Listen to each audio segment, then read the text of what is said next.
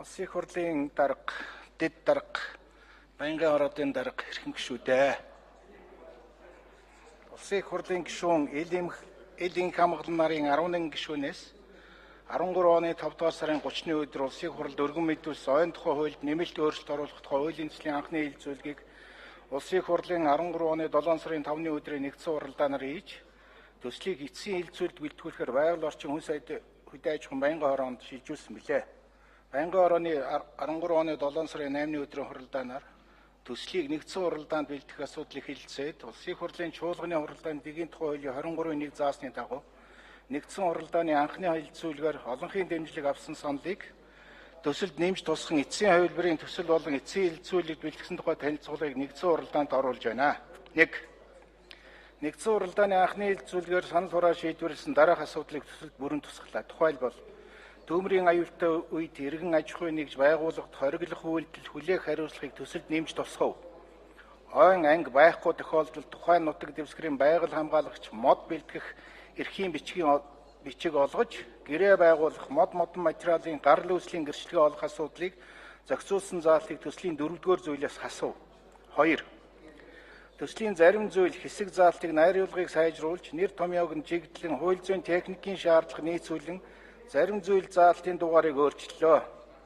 Тухайлбал улсын их хурлын гишүүн Г. Баяр сайхны төслийн 1-р зүйлийн нэг дэх хэсэг буюу 26-гийн 2-ын 1 дэх заалтын модны доор ил гал түлэх гэснийг модны доор ил задгай гал түлэх гэж, мөн зүйлийн 26-гийн 2-ын 2-ын дэх заалтын зориуд шатаах арга хэрэглэх гэснийг шатаах арга хэрэглэх гэж, мөн зүйлийн 26-гийн 2-ын 3 дугаар заалтын цаас давуу хөвөн зэрэг гэснийг цаас давуу хөвөн болон бос зүйлийг гэж найруулах саналыг гаргасан бөгөөд дээрх саналыг төсөлд болон байнгын хорооны эцсийн хэлэлцүүлгийг бэлтгэсэн тухай танилцуулгад тусгахыг хуралдаанд оролцсон гишүүдийн олонх дэмжлээ.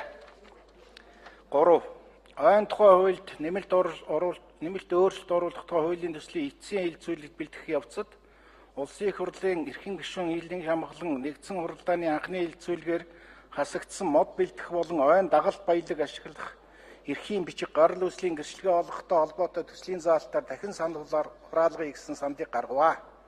Улсын их хурлын чуулганы хуралдааны дэгийн тухай хуулийн 23-ийн 2-ын 3 заасны дагуу нэгдсэн хуралдааны анхны хэлэлцүүлгээр санал хураагдсан дээрх зарчмын зөрүүтэй саналаар дахин санал хураая гэж санал хураахад байнгын хорооны хуралдаанд орсон гишүүдийн 3-2 дэмжсэн болно.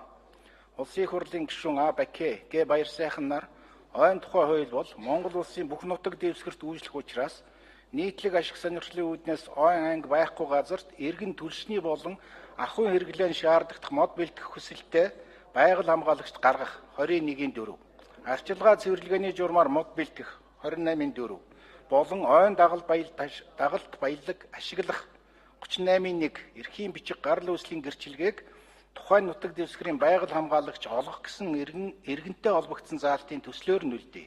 Харин тухайн нутаг дэвсгэрийн байгаль хамгаалагч нь ойн нөхөрлөл, аж ахуй нэгж, ойн мэргэжлийн байгууллагатай мод бэлтгэх гэрээ байгуулах 33-1, аймаг нийслэлийн иргэдийн төлөөлөгчдийн хурлаас тогтоосон хэмжээнд багтаан мод бэлтгэх эрхийн бичиг гарал үүслийн гэрчлэгээ олох 34-1, ойгоос бэлтгэсэн гуайлын шургааг дүнз зүсэл материал түлээг өөр аймаг сум хот суурингийн хооронд тээвэрлэх худалдахад модон материалын гарал үүслийн гэрчлэгээг байгаль хамгаалагчаас авах 22-1-5 гэсэн аж ахуй нэгж байгууллагатай холбогдсон заалтыг төслөөс хасхан зүйтэй гэсэн саналыг гаргасан юм а.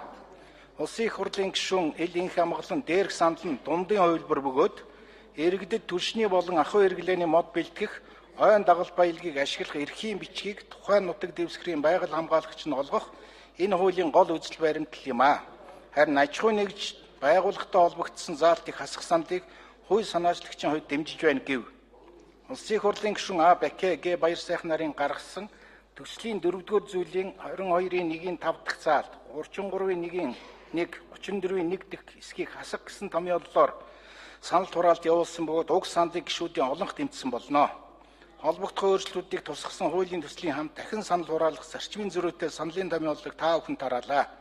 Ойн тухай хуульд нэмэлт өөрчлөлт оруулах тухай хуулийн төслийг хилцэн баталж өгөхийг хүсье. Байгаль орчин хүн сайдын аж ахуйн байнгын хорооны дарга Г. Баяр сайхан 2013 оны 7 сарын 8-ны өдөр Улаанбаатар хот гэжээ.